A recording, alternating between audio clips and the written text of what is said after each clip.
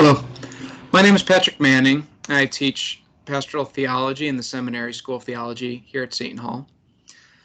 So today, as a university community, and really for the whole human family, we find ourselves in very difficult circumstances. Because of this global health crisis, we are isolated from one another. Our movements are restricted. There's a lot of uncertainty about the future, all of our futures, about what next year is going to look like at Seton Hall. And in the midst of these trying circumstances, I want to share a couple of stories, the stories of two individuals who I think offer some inspiration and a model of how to endure these kind of difficult circumstances, especially extreme isolation. So the first of these that I want to share is the story of Nelson Mandela, that is already familiar to many, no doubt. So Nelson Mandela is the former president of South Africa and a Nobel Peace Prize winner. In 1962, he was imprisoned in the infamous Robben Island prison for conspiring to overthrow the state. His accommodations there were fairly abysmal. His cell was small and damp. He had a metal bucket for relieving himself, a straw mat for sleeping on. Every day, he and the other prisoners would be marched out to spend all day breaking up rocks in the lime quarry. The warden of the prison, while he was there, often took to urinating in the cells of the prisoners. And sometimes Mandela and other prisoners were put into solitary confinement or even denied food at times. So even though Mandela was later put on house arrest and allowed to leave the island, in the end, he spent 27 years imprisoned. When he first came into the prison, he was a fairly fiery individual. He was open to violent means as a way of resisting the oppression in South Africa. But despite the harsh treatment in prison, Mandela actually became more peaceful in his time there. He was unfailingly kind to his captors. When he was released and then elected president of South Africa, he worked to unite the country, advocating for peace and reconciliation, and therefore helped to avoid a kind of violent backlash against the white oppressors that many people had feared. So what changed him in this time? What enabled him not only to endure these terrible conditions, but to become more at peace with himself and other people? Well, I think we find a clue in a letter that he wrote to his wife, Winnie, in 1975. So he writes this: honesty, sincerity, simplicity, humility, pure generosity, absence of vanity, readiness to serve others, qualities which are within easy reach of every soul, are the foundations of one's spiritual life. Development in matters of this nature is inconceivable without serious introspection, without knowing yourself, your weaknesses and mistakes. At least, if for nothing else, the cell gives you the opportunity to look daily into your entire conduct, to overcome the bad and develop whatever is good in you. Regular meditation, say about 15 minutes a day before you turn in, can be very fruitful in this regard. You may find it difficult at first to pinpoint the negative features in your life, but the 10th attempt may yield rich rewards. Never forget that a saint is a sinner who keeps on trying. In another letter, he builds on this and emphasizes much of the same. He says, the cell is an ideal place to learn to know yourself, to search realistically and regularly the process of your own mind and feelings. In judging our progress as individuals, we tend to concentrate on external factors, such as one's social position, influence, and popularity, wealth, and standard of education.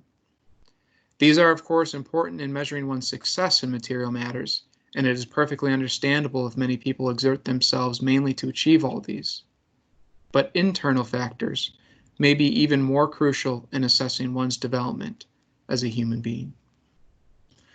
And so here we have this insight from Mandela's letters. What was the work that he was doing in the time that he was in prison?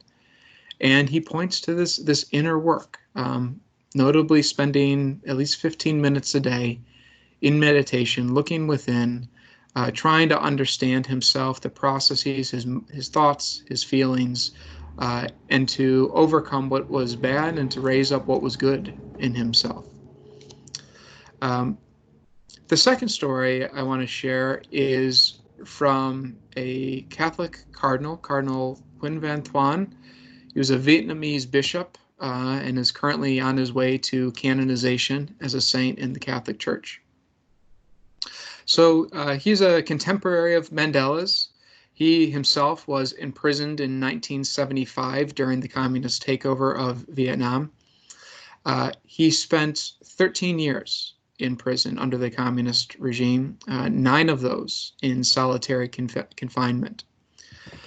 In one prison where he was held, his cell was small and damp, so small that he could barely move about, could barely walk at all. During the summer months when it was hot and humid, it was suffocating in his cell. He could barely breathe at times. He had no window, and at times his captors would turn out the lights so that he was in the pitch black for days on end. Likewise, there would be times when his captors would not let him out of his cell to relieve himself for days on end. So needless to say, these conditions were abysmal, were harsh. And yet, the witness of hope and of inner peace that Cardinal Nguyen showed was astounding. That in the times that he was imprisoned alongside others, when he had access to other prisoners, he was a constant source of hope and consolation to them. And even to the people who were holding him captive. Eventually, the authorities had to start moving him to different places every few weeks because of his influence on the guards who were watching over him. He would befriend them and in many cases convert them simply through treating them with incredible love and kindness. He would teach them some of the many languages that he knew and share the good news of Jesus with them, to give them some hope in what was a very hopeless time and place. Sometimes the superiors would even catch the guards singing the church hymns that Cardinal Nguyen had taught these guards. And even after his release, many of us would run as far away as we could. But even though Cardinal Nguyen remained in danger in Vietnam, he made every effort to stay there and to continue serving the people until he was forced into exile and wasn't allowed to return. So again, we look at an extraordinary individual like this, and we might wonder what enabled this person to endure this kind of suffering, these terrible conditions. Well, earlier in his life, Cardinal Nguyen was inspired by saints like Therese of Lisieux and John Vianney. Inspired by their devotion to prayer, he learned to spend long hours in prayerful meditation and nurtured a deeply contemplative life. And so when he was thrown in prison and he was at times completely cut off from other human beings, cut off from the outside world, he sustained this life of prayer by continuing to meditate, to pray the rosary, and above all, to try and remain aware of God's loving presence with him. He writes in some of his letters that essentially what enabled him to stay sane, to survive in solitary confinement in particular, was coming to this realization that even if everything else had been taken from him, they could never take away God's love. That God was still there and present to him, even in this terrible place. And he found consolation in knowing that if he could do nothing else, if he could go nowhere else, at least he could offer his suffering as a sign of his love for God in return. So, so here we have these stories of these two individuals, Nelson Mandela and Cardinal Nguyen, who were confined, who were isolated for long periods of time, 27 years and 13 years respectively. And even though our current situation isn't quite that bad, there is something analogous in the isolation and the suffering that many of us are enduring presently. So I would suggest that if meditation could help these two men survive these kind of conditions, it can certainly help us in what we're going through right now.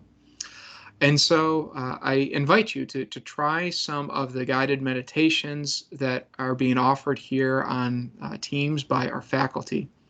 And I invite you to follow Mandela's advice and to use this crisis as a time to turn within and to nurture what is best within yourself.